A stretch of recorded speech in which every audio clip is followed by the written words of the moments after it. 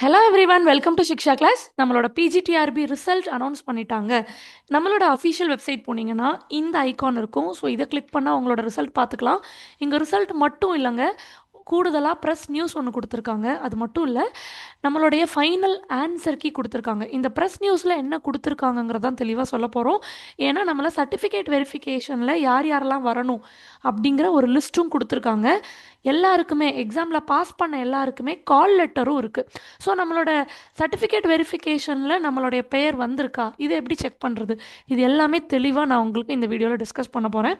So இதுதான் நம்மளோட press news. So இதை பற்றி நான் உங்கள்கிட்ட தெளிவாக டிஸ்கஸ் பண்ணுறேன். அதற்கு முன்னதாக நம்மளுடைய ரிசல்ட்ஸ் என்ன, எப்படி போய் செக் பண்ணணும் அப்படிங்கிறத பார்த்துடலாம். ஸோ ஒன்ஸ் நீங்கள் உங்களோட ஃபைனல் ஆன்சர் கீயை பார்க்க போகிறீங்க, ஃபைனல் ஆன்சர் கீயில் உங்களுடைய ஆன்சர்ஸ் கரெக்டானு ஒரு கொஸ்டினாக உட்காந்து செக் பண்ண போகிறீங்க. ஒரு கொஸ்டினும் செக் பண்ணுவாங்க இல்லையா, அவங்களுக்காக நான் சொல்கிறேன். ஸோ அப்படி பண்ண போகிறீங்கன்னா இந்த ஐகான் கிளிக் பண்ணிங்க, கிளிக் பண்ணிக்கோங்க. அண்ட் அதை கிளிக் பண்ணிங்கன்னா உங்களுக்கு இந்த மாதிரி ஒரு பேஜ் வரும். உங்களோட லாகின் ஐடி பாஸ்வேர்ட் போட்டிங்கன்னா உங்களுடைய ஆன்சர் கீ, உங்கள் சப்ஜெக்ட்டுக்கு மாஸ்டர் கொஸ்டின் பேப்பருக்குரிய ஆன்சர் கீ கிடைக்கும். ஸோ அதை பொறுத்து நீங்கள் உங்கள் கையில் இருக்கிற ஒரிஜினல் கொஸ்டின் பேப்பர் என்ன கோட், ஏபிசிடி என்ன கோடோ அதை பொறுத்து ஆன்சர் கரெக்டாக செக் பண்ணிக்கோங்க. இது முக்கியமான இன்ஸ்ட்ரக்ஷன்.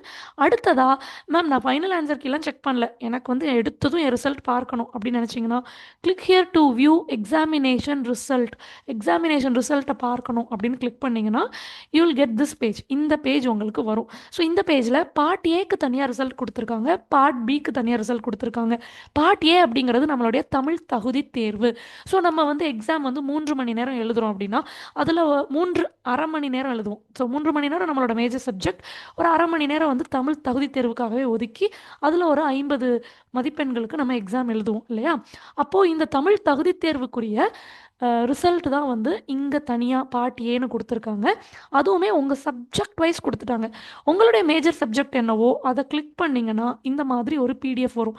இப்போ உதாரணத்துக்கு நான் இங்கே வச்சுருக்க PDF economic subject major subject இருக்கு இல்லையா, அவங்களுடைய தமிழ் எலிஜிபிலிட்டி டெஸ்ட். ஸோ இவங்களுடைய தமிழ் எலிஜிபிலிட்டியில் இவங்க எவ்வளோ ஸ்கோர் வாங்கியிருக்காங்க நமக்கு தெரியும். அந்த 50 மதிப்பெண்களுக்கு 20 மதிப்பெண்களுக்கு மேலே வாங்கினா குவாலிஃபைடு, 20 மதிப்பெண்களுக்கு கீழே வாங்கினா நாட் குவாலிஃபைட். ஸோ நம்ம எழுதின எல்லா கேண்டிடேட்ஸோட சீரியல் நம்பர், ரோல் நம்பர், பேர், நம்மளோட கம்யூனிட்டி என்ன, நம்மளோட மேஜர் சப்ஜெக்ட் என்ன, நம்மளோட மார்க் என்ன, நம்ம குவாலிஃபைடா இல்லையா, ஸோ அதை தெளிவாக கொடுத்துட்டாங்க. அண்டு நம்மளுக்கு நல்லா தெரியும் பிடபிள்யூடி தமிழ் தகுதி தேர்வு எழுத தேவையில்லை. ஸோ அந்த மாதிரி தமிழ் தகுதி தேர்வு எழுத தேவையில்லாத பிடபிள்யூடி இருப்பாங்களே அவங்களெல்லாம் எக்ஸம்டட் அப்படின்னு கொடுத்துடுறாங்க. ஸோ எக்ஸம்டட் அப்படின்னா அவங்க பிடபிள்யூடி கேண்டிடேட்டாக இருப்பாங்க, அவங்க தமிழ் தகுதி தேர்வு எழுத தேவையில்லை, அதனால எக்ஸம்டட்னு கொடுத்துருக்காங்க. ஒருவேளை உங்களுடைய ஓஎம்ஆர் ஷீட்டில் ஏதோ ஒரு பிழை ஏற்பட்டு அது கரெக்ஷனுக்கே போகலன்னு வச்சுக்கோங்களேன். உங்கள் ஓஎம்ஆர் ஷீட் சின்னதாக கிழிஞ்சிருச்சு, நீங்கள் ஷேட் பண்ணது இன்வாலிடாக ஷேட் பண்ணிட்டீங்க, ரோல் நம்பரே தப்பாக ஷேட் பண்ணி வச்சுருக்கீங்க. ஸோ இந்த மாதிரி நேரங்களில் உங்களோட ஓஎம்ஆர் இவாலுவேஷனுக்கு போகாது. அப்போ கூட என்ன பண்ணுவாங்கன்னா இந்த மாதிரி எக்ஸம்டட் அப்படின்னு கொடுத்துருவாங்க. ஸோ இது ரொம்ப முக்கியம். ஸோ இது தமிழ் தகுதி தேர்வுக்கு நீங்கள் பார்த்துக்கலாம். அது மட்டும் இல்லாமல் நீங்கள் கீழே இந்த பார்ட் பிக்கு உங்களுடைய மேஜர் சப்ஜெக்டை கிளிக் பண்ணிங்கன்னா உங்களுக்கு அடுத்ததாக இந்த மாதிரி ஒரு பிடிஎஃப் வரும். அகெயின் இது காமர்ஸோட பிடிஎஃப். ஸோ இதில் பார்த்தீங்க அப்படின்னா பேப்பர் 1ல், அதாவது தமிழ் தகுதி தேர்வில் நான் குவாலிஃபை ஆகிட்டேன், அது போக எனக்கு மேஜர் சப்ஜெக்டில் இவ்வளோ மார்க். ஸோ அதுதான் இங்கே கொடுத்துருக்காங்க. இது எல்லாமே நம்மளோட மேஜர் சப்ஜெக்ட்ஸில் நம்ம எடுத்த மார்க் மட்டும்தான் இங்கே கொடுத்துருக்காங்க. ஸோ இந்த மார்க் படி நம்ம குவாலிஃபைடா இல்லையா அப்படிங்கிறதும் கொடுத்துருக்காங்க. அகைன் இதுவுமே எக்ஸாம் எழுதல எல்லா கேண்டிடேட்ஸோடைய ரோல் நம்பர், பேர், கம்யூனிட்டி, அவங்களோட மார்க் எவ்வளோ, அவங்க குவாலிஃபைடா நாட் குவாலிஃபைடா, இதை தெளிவாக இங்கே கொடுத்துட்டாங்க. சம்டைம்ஸ் என்ன ஆகுதுன்னா இந்த மாதிரி நாட் இவாலுவேட்டட்னா என்ன அர்த்தம், தமிழ் தகுதி தேர்வு அவங்க பாஸ் ஆகலைன்னு அர்த்தம். நாட் இவாலுவேட்டட்னா என்ன அர்த்தம், தமிழ் தகுதி தேர்வே அவங்க பாஸ் ஆகலைன்னு அர்த்தம். சரிங்களா. ஸோ இதில் நீங்கள் ரொம்ப தெளிவாக, ஸோ இஸ் தட் கிளியர்? யாருக்கு எந்த டவுட்டும் இல்லையே. ஸோ ரொம்ப சிம்பிள். சரிங்களா. நாட் இவாலுவேட்டட்னா உங்களுடைய பேப்பர் தமிழ் தகுதி தேர்வில் நீங்கள் கிளியர் பண்ணாதனால, அதில் நீங்கள் 20 மார்க்குக்கு மேலே வாங்காததுனால பேப்பர் 2 அவங்க கரெக்ஷனுக்கே எடுத்துக்கலை, இதுதான் அர்த்தம். சரிங்களா. ஓகே. ஸோ ஒருவேளை நீங்கள் நல்லா பர்ஃபார்ம் பண்ணியிருக்கீங்க தமிழில் அப்படின்னா உங்களோட பேப்பர் 2 கரெக்ஷனை எடுத்துருப்பாங்க, எடுத்து இதோ இங்கே மார்க் கொடுத்துருப்பாங்க. கொடுத்ததுக்கப்புறம் என்ன பண்ணுவாங்கன்னா நீங்கள் குவாலிஃபைடாக நாட் குவாலிஃபைடான்னு கொடுத்துருப்பாங்க. So it is very simple. நம்ம கேட்டகரிக்கு எவ்வளோ மார்க் குவாலிஃபைடு. ஸோ இந்த மாதிரி தான் நீங்கள் ரிசல்ட் பார்க்கணும். சரிங்களா? சரி, இப்போ நீங்கள் வந்து டைரெக்டாக வந்து உங்களோட ரிசல்ட் பார்க்குறதுக்கு வியூ எக்ஸாமினேஷன் ரிசல்ட்டுன்னு போங்க. அங்கே போயிட்டு நீங்கள் பார்ட் ஏ பார்ட் பி தனித்தனியாக பார்த்தாலும் சரி, இல்லை டைரெக்டாக பார்ட் பிக்கு போயிட்டு நீங்கள் குவாலிஃபைடா நாட் குவாலிஃபைடான்னு நீங்கள் பார்த்து தெரிஞ்சுக்கிட்டாலும் சரி. அதற்கு அடுத்து சர்டிஃபிகேட் வெரிஃபிகேஷனில் உங்களுடைய பெயர் வந்திருக்கா அப்படின்னு நீங்கள் பார்க்கணும். அவங்க வந்து தெளிவான முறையில் இந்த ப்ரெஸ் நியூஸ்லேயே சர்டிஃபிகேட் வெரிஃபிகேஷனில் என்ன ரேஷியோவில் கால்ஃபர் பண்ணியிருக்கோம் அப்படிங்கிறத அவங்க கொடுத்துருக்காங்க. அது மட்டும் இல்லாமல் நீங்கள் ஸ்பெசிஃபிக்காக சர்டிஃபிகேட் வெரிஃபிகேஷனில் உங்களுடைய பேர் வந்திருக்கான்னு தெரிஞ்சுக்கணுன்னா இந்த ஐக்கானை கிளிக் பண்ணிங்கன்னா யூல் கெட் திஸ். இந்த மாதிரி பாருங்கள், list of candidates called for certificate verification. இதில் பார்ட் ஏ பார்ட் பின்னு தனித்தனியாலாம் மார்க் இருக்காது, லிஸ்ட் ஆஃப் கேண்டிடேட்ஸ் மட்டும்தான் இருப்பாங்க. ஸோ இதில் உங்களோட சப்ஜெக்டை கிளிக் பண்ணி அதில் உங்களுடைய ரோல் நம்பர் நேம் இருக்கா அப்படின்னு பார்த்து தெரிஞ்சுக்கலாம். இப்போது நம்மளோட சர்டிஃபிகேட் வெரிஃபிகேஷனில் நம்மளோட பேர் இருக்குது, நம்மளோட ரோல் நம்பர் இருக்குது அப்படின்னா நம்ம வந்து இந்த எக்ஸாம் வந்து பாஸ் பண்ணியிருக்கோம் அப்படின்னு அர்த்தம். ஸோ சர்டிஃபிகேட் வெரிஃபிகேஷன் ப்ராசஸையும் வெற்றிகரமாக முடிச்சாதான், அப்பாயின்மெண்ட் ஆர்டர் கையில் வாங்கினா தான் நம்மளுக்கு இந்த வேலை வாய்ப்பு உறுதி செய்யப்படும். அப்போ சர்டிஃபிகேட் வெரிஃபிகேஷனுக்கு நம்ம எந்த அளவு தயாராகணும், என்னென்ன டாக்குமெண்ட்ஸ் எடுத்துகிட்டு போகணும், இந்த முக்கியமான ப்ரெஸ் நியூஸில் என்ன சொல்கிறாங்க, ஸோ இதை நான் உங்களோட ஷேர் பண்ணுறேன். ஏற்கனவே இந்த பிடிஎஃப் வந்து நான் ஹைலைட் பண்ணி வச்சுருக்கேன். ஸோ நம்மளோட இந்த எக்ஸாம் 2025ஆம் ஆண்டுக்குரிய முதுகலை பட்டதாரி ஆசிரியர் உடற்கல்வி இயக்குனர் நிலை 1, கணினி பயிற்றுனர் நிலை 1 இந்த தேர்வுக்கு 1996 காலி பணியிடங்கள் இருந்தது. இதற்கு நேரடி நியமன அறிவிக்கை வந்தது. சரிங்களா?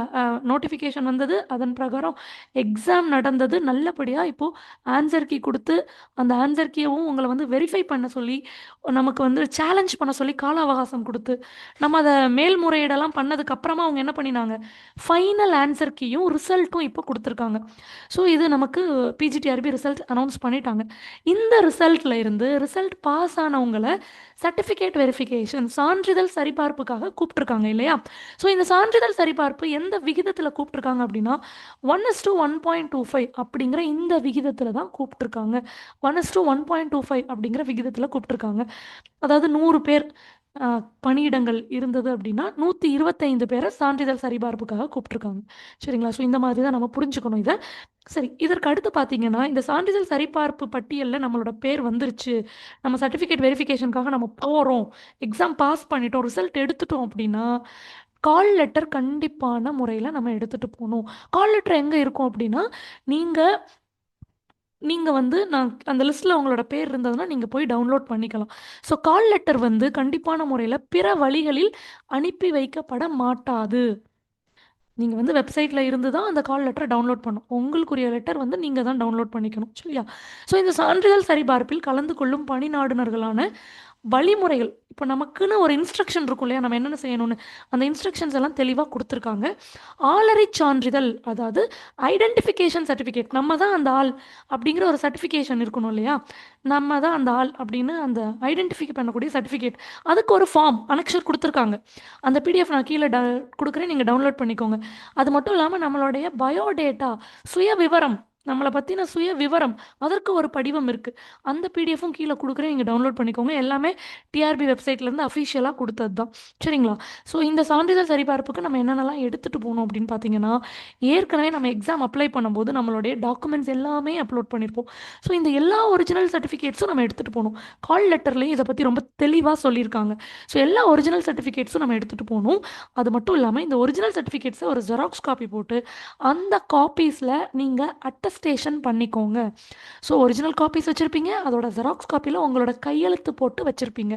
அடுத்து மூன்றாவதாக நம்ம சொன்ன மாதிரி ஐடென்டிஃபிகேஷன் சர்டிஃபிகேட், ஆளறி சான்றிதழ், சுய விவர படிவம், அதாவது பயோடேட்டா. ஸோ இது எல்லாமே கொண்டு போவோம். அது போக கேண்டிடேட்டோட டிக்ளரேஷன் ஃபார்மும் கொண்டு போவோம். ஸோ இந்த ஆளறி சான்றிதழாக இருக்கட்டும், சுய விவர படிவமாக இருக்கட்டும், கேண்டிடேட்டோட டிக்ளரேஷனாக இருக்கட்டும், நம்ம செல்ஃப் அட்டஸ்டட் போட்டதாக இருக்கட்டும், இது எல்லாமே 2 காப்பி வச்சுக்கணும். ஒரிஜினல் சர்டிஃபிகேட் கண்டிப்பாக ஒன்று தான் இருக்கும், ஒரிஜினல் டாக்குமெண்ட்ஸ் அதெல்லாமே ஒன்று தான் இருக்கும். ஸோ நம்ம அட்டஸ்டட் இந்த அனெக்ஷர்லாம் வச்சுருக்கோம் இல்லையா, சுயவிவர படிவம், ஆளறி சான்றிதழ், இது எல்லாமே வந்து நம்ம 2 காப்பி, எல்லாத்துலேயுமே 2 காப்பி நம்ம கையில் வச்சுக்கணும். ஓகே. சான்றிதழ் சரிபார்ப்புக்கு ஒருவேளை நீங்கள் போகலை, அவங்க உங்களுக்கு வந்து நீங்கள் எந்த நேரத்தில் வரணும், என்ன தேதியில் வரணும்னு கால் லெட்டரில் கொடுத்துருப்பாங்க. ஒருவேளை அந்த தேதிக்கு நீங்கள் சரியான நேரத்துக்கு சர்டிஃபிகேட் வெரிஃபிகேஷன் ப்ராசஸ்க்கு நீங்கள் போகலை, அட்டன் பண்ணலை, ஆப்சண்ட் ஆயிட்டீங்கன்னா அதுக்கு அடுத்து வர்ற ப்ராசஸ் எதுலேயுமே உங்களை இன்க்ளூட் பண்ண மாட்டாங்க. ஸோ அது வந்து நம்மளை குவாலிஃபைட், நம்மளை அப்பாயிண்டட் அப்படிங்கிறது வராது. புரியுதுங்களா? ஸோ வந்து நீங்கள் கரெக்டான டயத்துக்கு, அவங்க கொடுத்துருக்க டேட், கொடுத்துருக்க டைமுக்கு நீங்கள் வந்து கரெக்டான முறையில் அங்கே போயிட்டு சர்டிஃபிகேட் வெரிஃபிகேஷனில் ப்ரெசென்ட் ஆகணும். அது ரொம்ப முக்கியம். நீங்கள் ஒருவேளை அதை தவற விட்டுட்டீங்க அப்படின்னா அடுத்து பரிசீலிக்கப்பட மாட்டார்கள் அப்படின்னு அதை தெளிவாக சொல்லியிருக்காங்க. ஸோ இதை பற்றின மேலும் விவரங்கள் வந்து அடுத்தடுத்து டிஆர்பி வெப்சைட்லேயும் வரும். அண்ட் வேறு ஏதாவது உங்களுக்கு டவுட் இருந்தாலும் நீங்கள் trbgrievance@tn.gov.inல தெரிவிக்கலாம். ஏன்னா நிறைய பேர் வந்து கால் பண்ணோம், டிஆர்பியில் எடுக்கலை, அந்த மாதிரி நம்ம சொல்கிறோம் இல்லையா. ஸோ நீங்கள் வந்து மெயில் பண்ணுறதுக்கும், ஒருவேளை உங்களுக்கு வேறு ஏதாவது டவுட்ஸ் இருந்தால் நீங்கள் வந்து கமெண்ட் செஷனில் தெரிவிங்க, நான் உங்களுக்கு கிளாரிஃபை பண்ணுறேன். ரொம்ப அஃபிஷியலான டவுட் இருக்குன்னா நீங்கள் டேரெக்டாக trbgrievances@tn.gov.inக்கும் அந்த மின்னஞ்சல்லையும் நீங்கள் தெரியப்படுத்தலாம். சரிங்களா? ஆம், வேறு ஏதாவது டவுட் இருந்தால் நீங்கள் கமெண்ட் செஷனில் தெரிவிங்க. இதுதான் முக்கியமான ப்ரெஸ் நியூஸ். நமக்கு டிஆர்பியோட ரிசல்ட்ஸ் அனௌன்ஸ் பண்ணிட்டாங்க. சரிங்களா? ரிசல்ட்ஸ் போய் பார்க்குறது, நீங்கள் எப்படி போய் பார்க்கணும் அப்படிங்கிறது சொல்லியிருக்கேன். ஸோ நீங்கள் வந்து ஐடி பாஸ்வேர்ட் போட்டு உங்களுடைய ஃபைனல் ஆன்சர் கீ பார்க்கலாம். இல்லை நான் டேரெக்டாக ரிசல்ட்டை பார்க்க போகிறேன் அப்படின்னா நேராக பார்ட் பி போயிட்டு உங்களோட சப்ஜெக்டை கிளிக் பண்ணிங்கன்னா அதில் நீங்கள் குவாலிஃபைடாக நாட் குவாலிஃபைடான்னு உங்கள் பேருக்கு நேராக அவங்க கொடுத்துருப்பாங்க. ஸோ அதையும் நம்ம பார்த்து என்ன பண்ணிக்கலாம், அழகாக தெரிஞ்சுக்கலாம். இதில் இன்னொரு முக்கியமான விஷயம் என்ன தெரியுமா, சில நபர்களை, சில கேண்டிடேட்ஸை அவங்க வந்து மதிப்பெண் அதாவது சரிபார்க்கவே இல்லை, அந்த ஓஎம்ஆர் ஷீட்டையே கரெக்ஷன் பண்ணலை. சில கேண்டிடேட்ஸ்க்கு மட்டும் ஓஎம்ஆர் ஷீட்ஸை கரெக்ஷன் பண்ணலை. ஏன்னா அவங்க பிளாங்காக ஓஎம்ஆர் கொடுத்துருக்காங்க. அப்புறம் வந்து அந்த பார்கோடு வந்து லைட்டாக கிழிஞ்சிருக்கு, அது ஒன்று. இன்வேலிடான ஷேடிங் பண்ணியிருக்காங்க, பென்சில் ஷேடிங் பண்ணியிருக்காங்க. ஸோ இந்த காரணத்தினால சில பேருக்கு அந்த ஓஎம்ஆர் ஷீட்டே ரீட் ஆகலை, அதனால் கரெக்ஷனே ஆகலை. புரியுதுங்களா? ஸோ இந்த ஒரு 6 நபர்களுக்கு மட்டும் எக்ஸாம்லேருந்து வந்து அவங்க இது பண்ணியிருக்காங்க. இதுவுமே வந்து நம்ம வெப்சைட்டில் தெளிவாக சொல்லியிருக்காங்க. ஸோ உங்களோட லிஸ்ட்டை நீங்கள் டவுன்லோட் பண்ணி பார்த்துக்கோங்க. எல்லாருக்குமே நல்லபடியாக ரிசல்ட் வந்திருக்கும் நம்புறேன். All the very best. So உங்களோட சக்ஸஸ் என்ஜாய் பண்ணிகிட்ருக்கீங்க. அண்ட் நம்ம ஸ்டூடெண்ட்ஸும் நம்மளோட ரிசல்ட் ஷேர் பண்ணிகிட்ருக்காங்க. ஸோ நம்ம ரிசல்ட்ஸ் பற்றி அடுத்த அப்டேட் நான் கொடுக்குறேன். அது மட்டும் இல்லாமல் கால் லெட்டர், சர்டிஃபிகேட் வெரிஃபிகேஷன்ஸ்க்கு நீங்கள் எடுத்துகிட்டு போக வேண்டிய டாக்குமெண்ட்ஸ், நீங்கள் ஃபாலோ பண்ண வேண்டிய இன்ஸ்ட்ரக்ஷன்ஸ், இது எல்லாமே தெளிவாக அடுத்த வீடியோவில் நான் கொடுக்குறேன்.